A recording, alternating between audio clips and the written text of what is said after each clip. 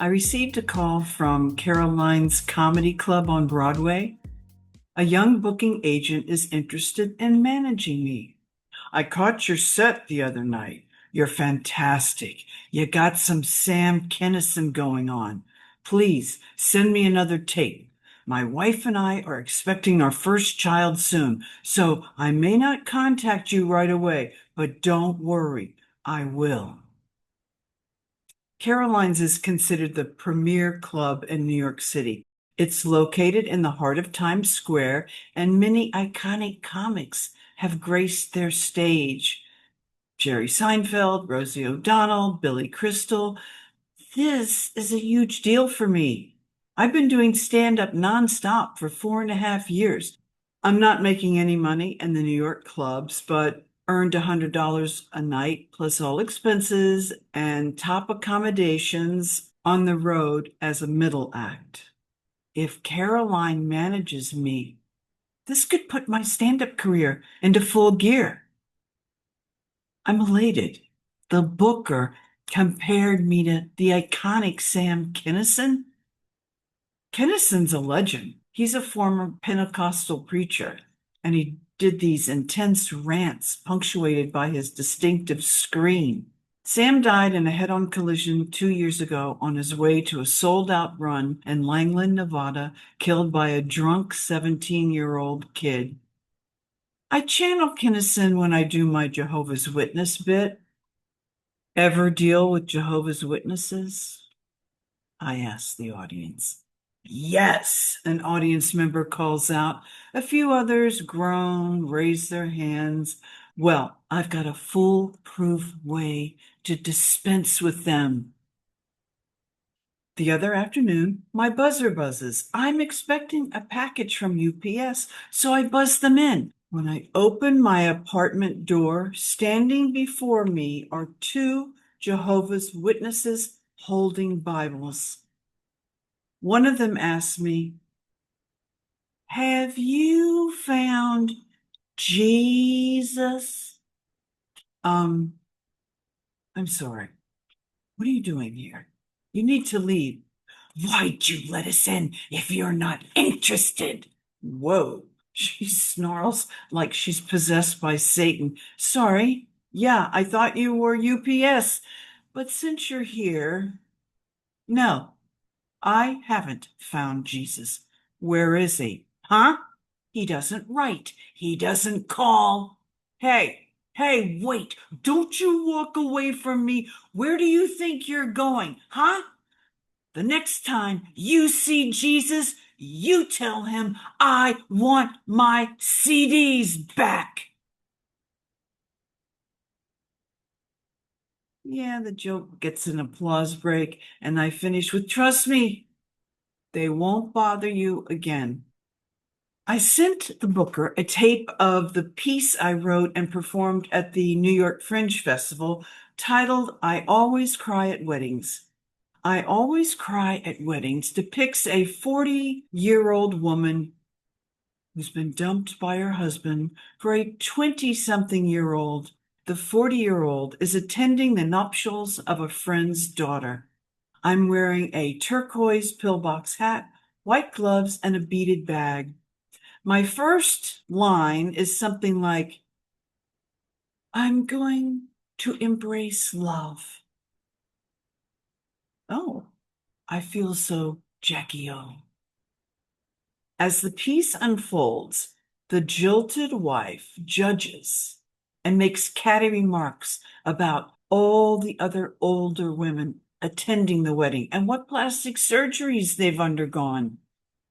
She dishes about her friend Rhonda. Oh, hi. Breast reduction. Mm-hmm. Tummy tuck. The perfect x-ray. That's a full-time job with no food. She must live on Crystal Light and exhaust fumes. After Tom left her for that 20-year-old actress/waitress, she had it all done. What does she care? She got a huge settlement. Like Ivana. Oh, I saw her on Oprah. Oprah's Ivana, girl. You look terrific. What's your secret? Well, I love my life. I love myself. Oh, I changed my hair. On lipstick. Who's she kidding? Who's on her lips? She's had everything nipped and sucked and plucked from that body. She's like a Robo Barbie. Soon no one will know what a real woman looks like. Maybe I'm jealous. If I had the guts and the money, I'd march into the top plastic surgeon's office and say, make me look just like Michael Jackson, because he has turned out to be the most gorgeous white woman I have ever seen.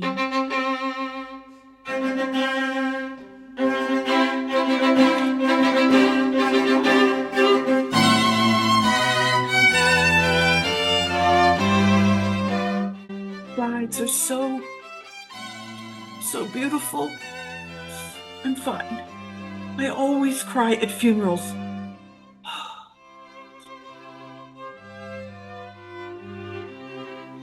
She may be gorgeous now, but she's gonna get old. Have kids who hate her, a saggy butt. Oh, he's gonna get fat and bald and rich. Become a partner in his daddy's law firm. Dump her. Become a motion picture producer. Move to LA. Pig. Men, they're all alike. Yeah, she has her whole life ahead of her. Therapy, divorce, botched suicide attempts, because they don't leave you when you're young and beautiful. No, they wait. They wait till you're in your sexual peak, and every guy is either married, in prison, or wearing his ex's lingerie. Psst, bride. Save yourself before it's too late. In 10 years, you won't be speaking. Unable to contain herself, she stands and screams at the top of her lungs, whatever you do, keep a separate bank account.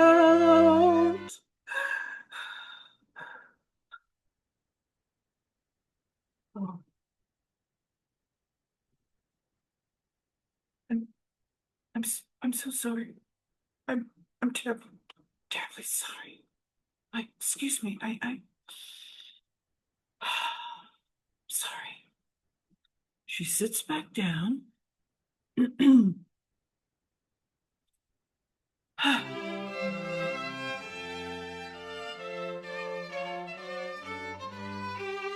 I look good. I look very good.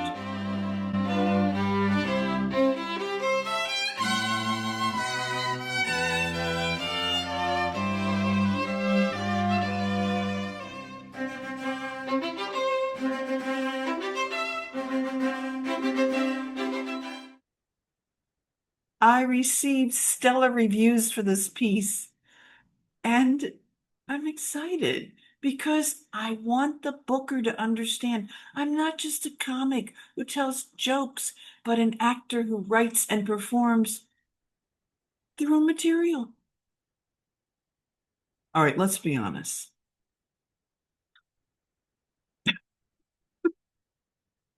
I was furious with my ex, and this piece was a way for me to express that. But hey, the audience loved it. The reviews said a wickedly arch comedy with women's sometimes pathological cattiness at its target. Dalton was a cyclone of neurotic tics, all of them quite funny. A few weeks pass. I'm chatting with my girlfriend Joan when my call waiting clicks. I switch over. It's the booker guy from Caroline's. And he starts berating me. I watched your tape. What is this? What's going on? Why did you write this? Oh my God, he sounds hysterical. I mean, he just continues His tirade, why? Why? What purpose does this serve? Is he kidding? I don't understand. No, no, you don't. Why would you? I mean, come on. He's a 20-something entitled white boy with a new wife and baby, and he doesn't want his bubble burst by the likes of me, a jaded 40-something woman speaking her truth is just too much for him to handle. Hold on. I need to take another call. Don't go anywhere. God, I switched back to Joan to let her know what's going on. She's like, wow, you struck a nerve. Yeah, I don't think I'll be working with him. Oh my God. I'm not sure why, but I sat on hold and waited for this kid so he could come back and start yelling at me again. But I don't even remember what happened. I don't remember what he said. I mean, looking back, it's comical, but at the time, wow, I was devastated. My dream sinks to the bottom of the ocean like a pirate ship loaded with gold. In comedy, timing is everything, and my timing sucks. Show business can be a mercurial mistress. She lies, cheats, steals your time, love, and money. She's only out for herself and will suck you dry and leave you for dead on the side of the road, and no one will know or care or realize you ever existed.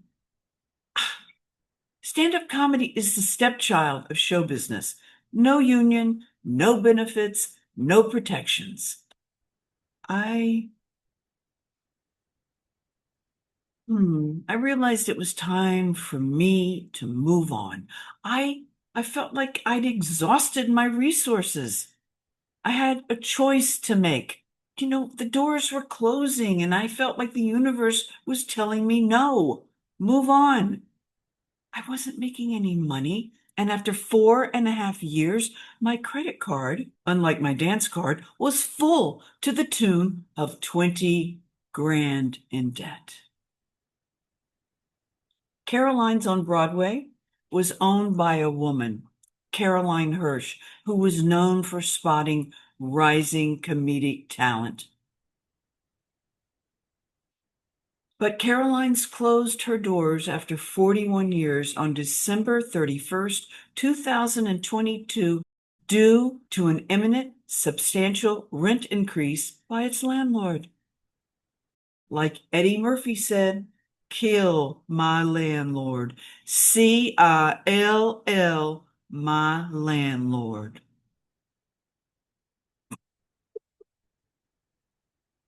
Oh my God. Thanks for watching, you guys. I mean, I guess that piece was a little bitter when I look back on it, but such is life. All right, so be sure to like, subscribe, hit the notification button, share with friends, save democracy, the whole YouTube stuff. And thanks to everyone who's here and watches and subscribes and leaves comments.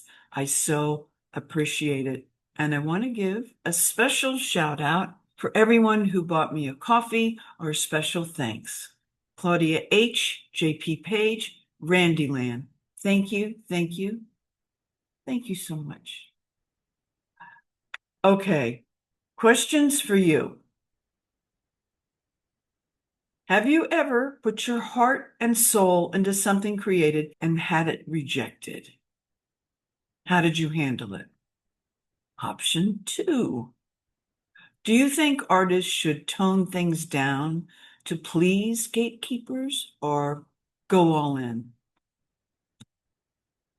You know what? I think if I were a man, it wouldn't have mattered.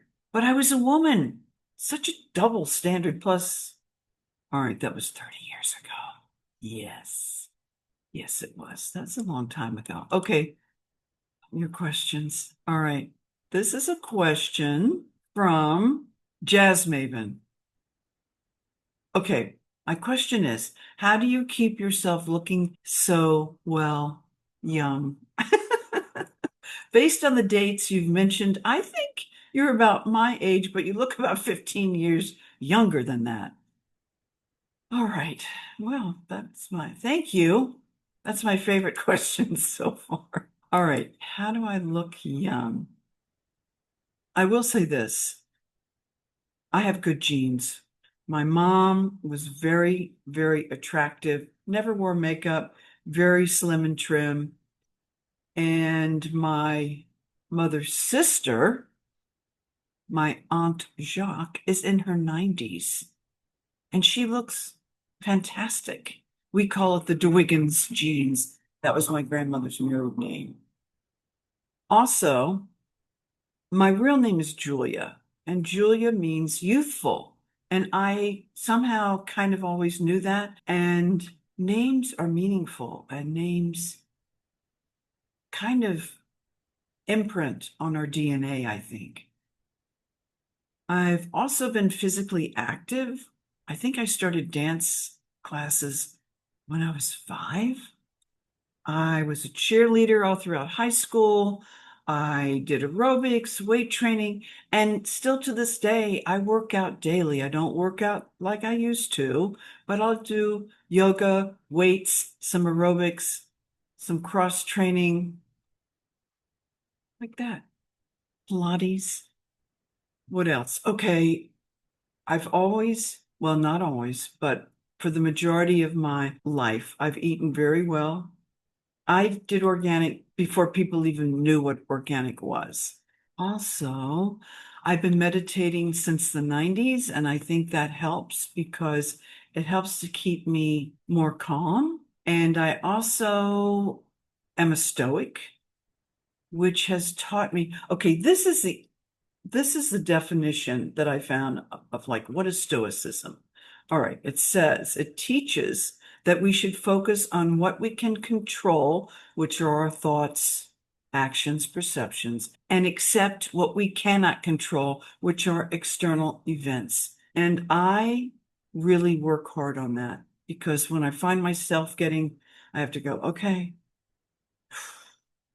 you have no control over that. Did therapy, I did 12-step. And I was raised by not one, but 2 alcoholics. And I had to fight my way out of that. And it wasn't easy, but I had a burning desire to evolve and grow. I just wanted to be healthy and to have a healthy mental attitude because I was so messed up when I was younger. I've also been a maniac about skincare since I was 17. I remember I read 17 magazine religiously, like every girl, I guess, or a lot of girls. And I remember it said, never wash your face with soap. It will dry your skin. And never go to sleep with makeup on. And cleanse your face every night. So I did. And I started when I was like 17. And I always use sunscreen on my face. Well, once I learned about sunscreen. I think being an actress, your appearance, the way you look on the outside is very important. It just is. It's just part of the business. And I took that seriously. I've never had any surgery, but believe me, if I were a regular on a TV series, you wouldn't recognize me and be, is that Jill? What happened? Maybe not. I also believe in gratitude. It's important to be thankful and just surrender to what is and accept and keep moving forward. I always tell myself this too shall pass, this too shall pass.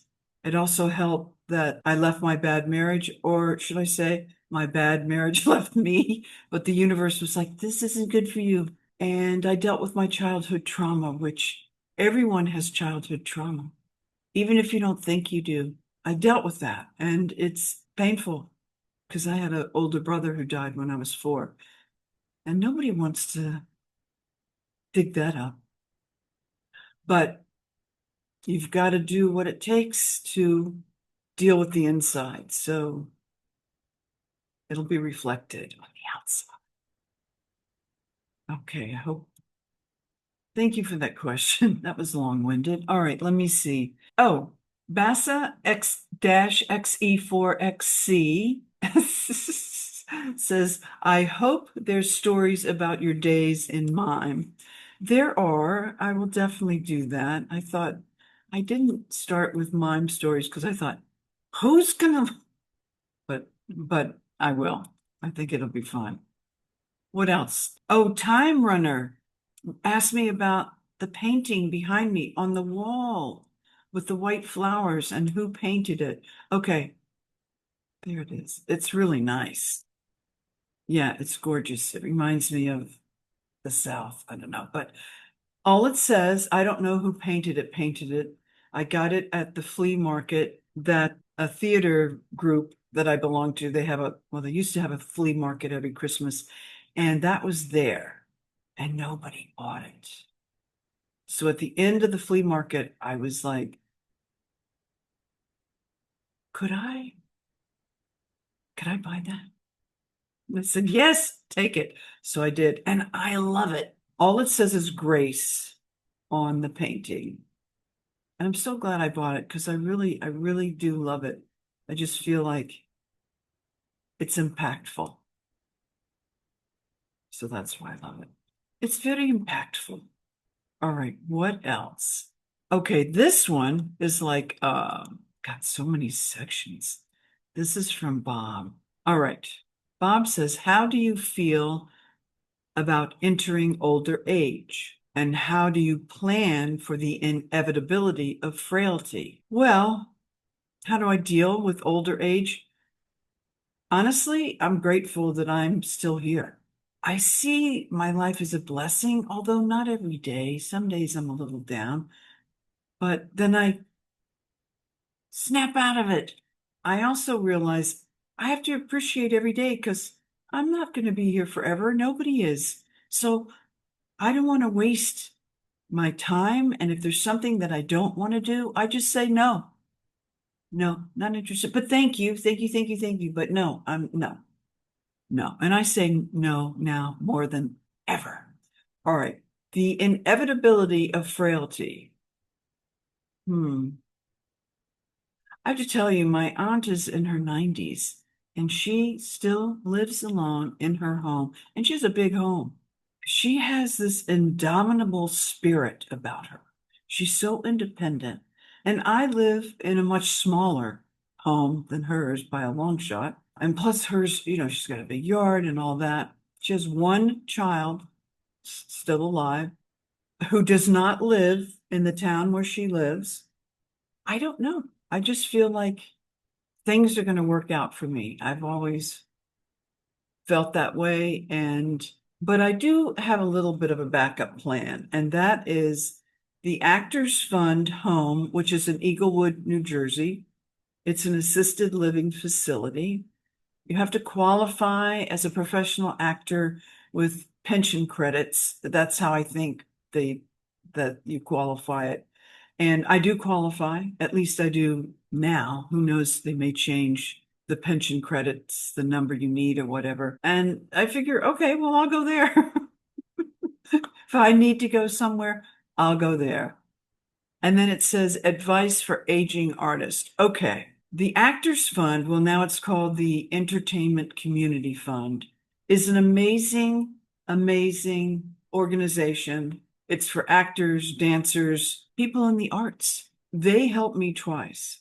Once I broke my foot, they paid my rent. They helped me once, like 10 years ago. I needed dental work. They paid for that. They said they don't normally do that, but they said the reason why they did it is because I had so many years in the business with pension credits, and so they helped me out. They have great services. They have great programs. I think go to the Entertainment Community Fund, go to their website, look at it. They have all kinds of ways for actors to get jobs. And when I was getting ready to go on Medicare, I attended a meeting there to learn about Medicare. It's a great place for anyone in the arts. Oh, there's also a program in New York City called SCREE.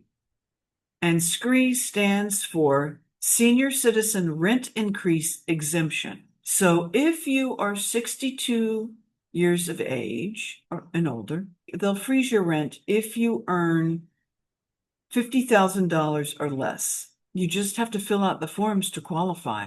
And you just Google that also. It's been around for years. Okay, the next thing for actors, also through the Actors Fund, is the Friedman Health Center for the Performing Arts, and they work in conjunction with Mount Sinai. They deal with performers. Lots of Broadway actors are there. I go there. I started going there like the day they opened their doors. I was there because it was so hard for me to find a good doctor, a general practitioner. And then if you need something else, then they refer you to wherever you need to go. And it's a great place. And they take insurance and Medicare. And yeah. Oh, very important. Dental work. Very important to take care of your teeth. I don't know if you know this, but you can actually die from an infected tooth if you don't take care of it. And I believe I had a girlfriend that happened to. She had an abscess tooth. She was in a ton of pain. We were working a job and she told me about it. And I said, go to the dentist. What are you doing? I can't afford the dentist. Yes, you put it on your credit card. You cannot ignore your teeth. Very important. I just had a root canal. I went to what are they called? Anyway, the root canal specialist, $2,500. Okay. So then I went on Chat GPT and I said, now I need to have a crown put on this tooth. In New York City, what will I pay for this? And it said between $2,000 to $3,000 for a cap. So I said, okay, are there any places in New York City where I can get dental work done for a reasonable price and that are good places? So they listed, I think, 3 places. One of them was NYU College of Dentistry. The other 2 places swamped, not taking any new clients. I signed up and I went to NYU College of Dentistry. They did my crown. It was $600. Yeah. And I just went there yesterday to have my teeth cleaned because I do have dental insurance. But okay, let's not get too excited. But I'm grateful. It pays for 2 cleanings a year and 1 set of x-rays. So I had my cleaning done. Now, the thing about NYU, it takes time. The cleaning yesterday took 2.5 hours from start to finish because they check every frickin' tooth. They go in there and they figure out the depth around each tooth to make sure that that your gums aren't receding. They do everything. And then, of course, the head dental person on the floor comes and checks everything and double checks at different times during the stages of the work that's being done on you. But they do such good work. I said to the dental hygienist, I've never gone to a dentist that did this on my mouth. She was shocked.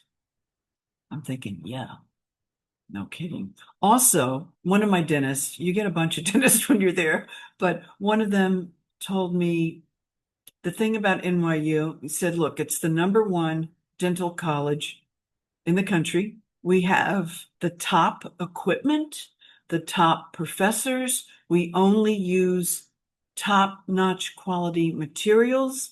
And he said most dental practices cannot afford what we have. Now, if you don't live in New York City, I think you should check your area and see if there is a dental college. And if there is, look into it. Read the reviews. I mean, I had so many people tell me for years that I should go to NYU College of Dentistry, but it's so out of the way. I mean, it's all the way on First Avenue, 23rd and First. It takes a long time to get there, but you know what? It's worth it. Okay, I think that's all the questions. And yeah, like that. All right, you guys, thank you so much for being here. I really appreciate it. And I'm just so grateful for everything. Life is a gift, and we have to remember that even when things get hard. We just have to keep going to the good and know this too shall pass. All right. I love you guys, and I will see you next week. Bye.